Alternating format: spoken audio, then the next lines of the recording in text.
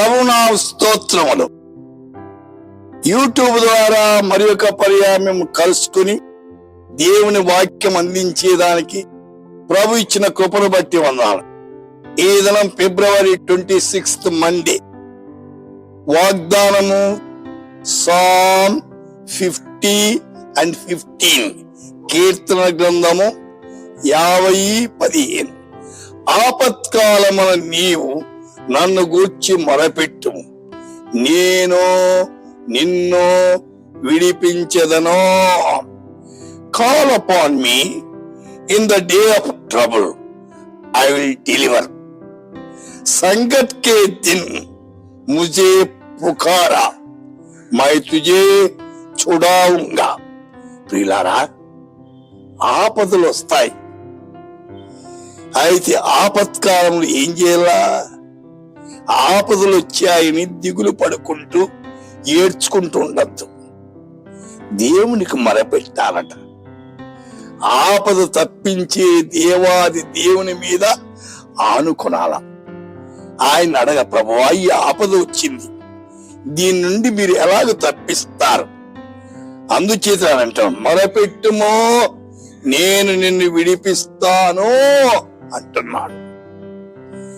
కీర్తనకారుడు కూడా 4వ కీర్తనలో మొదటి వచనం, నా నీతికి ఆధారమగు దేవా, నేను మొరపెట్టినప్పుడు నాకు ఉత్తరమిమ్ము. మొరపెట్టాలా, జవాబు పొందాలా? మొరపెట్టకపోతే ఎట్లిస్తాడు జవాబు? అడగంది అమ్మైనా భోజనం పెట్టాలట. కాబట్టి మొరపెట్టండి. ఎటువంటి క్లిష్ట పరిస్థితులు వచ్చినా దేవునికి మొరపెట్టండి. కీర్తన 81:7, ఆపత్కాలమునందు నీవు మొరపెట్టగా నేను నిన్ను విడిపించెదను. మొరపెడితే ఏం చేస్తాడు?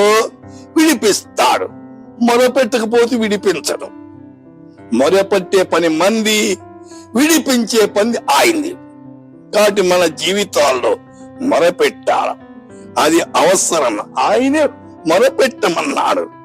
యెషయా గ్రంథములో 55వ అధ్యాయములో 6వ వచనములో ఏమంటారు? ఆయన సమీపములో ఉండగా ఆయన వేడుకొనడు.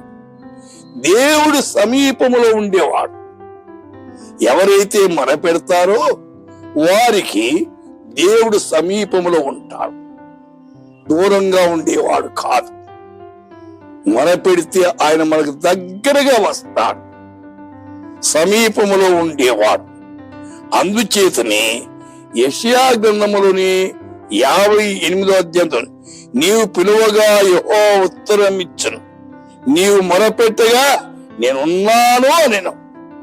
కాబట్టి మొరపెట్టండి, ఆయన ఉన్నాడు, వింటాడు, జవాబు దయచేస్తాడు. జకరియా గ్రంథం 13వ అధ్యాయం 9వ వచనం, వారు నామను బట్టి మొరపెట్టగా నేను వారికి మరో ఆయన నామాన్ని బట్టి మొరపెట్టాలట, ఆయన మరణ ఆలకిస్తాడట. సోదరి సోదరుడా, మొరపెడతారా? సహాయం చేస్తాడు.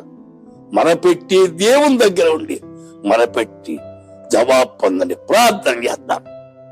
పరిశుద్ధుడా, ఈ దినం మా శ్రోతలు మొరపెట్టిన మనకు జవాబులు దయచేయమని కనికరించి కృప చూపించండి. యేసు నామమున ప్రార్థిస్తున్నాము తండ్రి, ఆమేన్.